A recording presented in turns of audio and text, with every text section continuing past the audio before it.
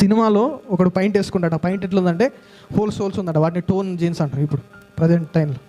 ఏం jeans? Tone jeans. Tone అంటే ఆ పాయింట్కి ఏముంటాయి?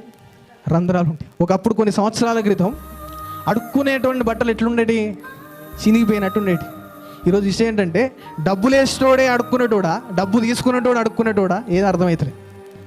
ఎందుకంటే డబ్బు వేసేటోడే ఏ బట్టలు ఎత్తుడు? చినిగిపోయిన బట్టలు ఎత్తుడు.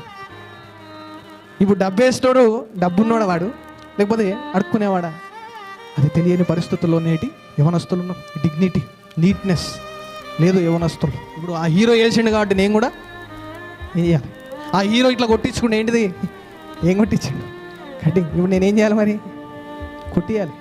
దేవుడు అంటాడు, అరే నీట్గా ఉండరా, మంచి డిగ్నిటీని మెయింటైన్ చేయి, మంచి సిన్సియర్గా కనబడు అని దేవుడు అంటుంటే ఎలా కనబడతాం మనం? రోడ్డు మీద ఆలీలు తిరుగుతారు చూడు, పోకిరీలు. అట్లాంటి స్టేజ్లో